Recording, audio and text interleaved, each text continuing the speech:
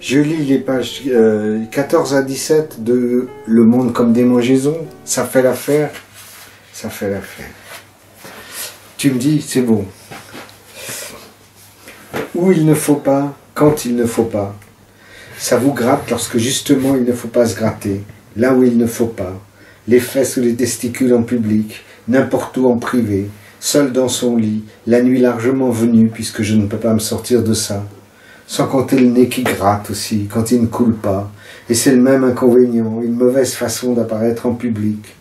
Sans compter la contagion, morpion ou gale, quand ça gratte à ne rien pouvoir faire d'autre, et qu'on doit en outre se sentir coupable d'avoir transmis ces démangeaisons, comme si elles étaient nées avec soi, comme si je n'avais pas commencé par être victime.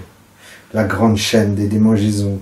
Ça n'a pas commencé avec moi, mais moi j'aurais dû le savoir, j'aurais dû prévenir. Personne ne se serait approché de moi au point d'attraper Gale ou Morpion si seulement il avait su. Que ne savais-je moi-même?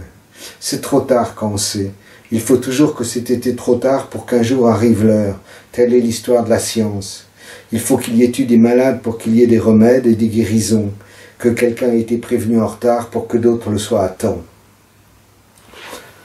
Personne ne se gratte au tout premier prurite, à la première occasion, ou alors inconsciemment. Geste réflexe dont on ne se rend pas compte, n'apparaissant qu'aux personnes présentes. Ce n'est pas une vraie démangeaison que celle ainsi résolue.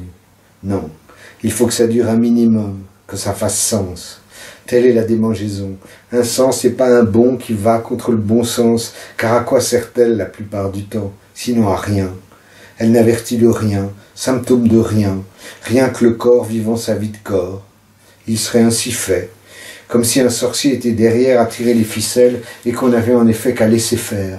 Des médecins capables de rompre l'envoûtement s'il est d'une autre envergure, mais là, si ça vous gratte, grattez-vous. Sans excès toutefois. Ce serait trop facile d'y mettre trop de cœur et s'offrir au bienfait d'une pommade qui soignerait l'irritation, comme si on se plaçait indûment entre les mains de la médecine. Comme si je me plaignais que mon cœur batte trop bruyamment, que mon sang circule trop vite ou trop lentement. Comme si ce n'était pas de mon corps en particulier, mais de la nécessité d'un corps en général que je me plaignais. Je ne me plains pas, je regrette. Et parfois je me plains, et parfois je ne regrette pas, je me réjouis, je me félicite. Il y a des êtres que ça ne démange pas. Une autre vie? Mais bon, conserver la sienne est plus commode. Il est plus commode de s'en accommoder. C'est ça qu'on laisse faire si souvent, sa vie. Il faut qu'elle soit infernale pour qu'on déploie les grands moyens contre elle, et ceux pour qui elle est infernale n'ont souvent à leur possession que de petits moyens. Mais quand ça vous gratte dans les grandes largeurs, on se les crée, les grands moyens. Bienfait social apparent du grattage, à cela près que ça ne concerne que quelques rescapés du désastre. Il ne suffit pas de se gratter pour que ça ne gratte plus. L'irritation sociale, au contraire, à force. L'aigreur de se gratter sans cesse. Le sommeil le plus fort, certes, mais à la longue, à la très longue. Laissez faire le sommeil, comme si les rêves y étaient cantonnés. Laissez faire la vie, cette démangeaison de chaque instant, parfois si douce, parfois pas. Ce temps compté, l'instant où c'est si bon de se gratter dans sa solitude, quand on a attendu avant de l'atteindre, ce point au milieu du dos, soudain la félicité. Mais il ne faut pas que ça recommence. Quand on se gratte avec le premier objet tombé sous la main, quand on gigote contre une armoire comme une masturbation pas sexuelle. Les démangeaisons permanentes, quand on a le sentiment d'être soi-même un fond de tiroir inaccessible. Laissez faire les rêves, laissez faire les cauchemars, ou s'opposer aux uns, aux autres, marquer pour son équipe, contre son camp, tout ce qu'on fait, tout ce qu'on défait, tout ce qu'on laisse défaire.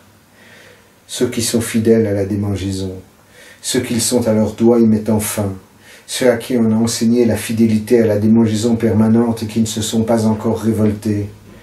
Parce que comment se rebeller contre son corps? C'est sa faute s'il ne supporte pas ce qu'il a à supporter, et sa faute est la nôtre. Mais il supporte. On s'habitue même à l'habitude. Et voilà.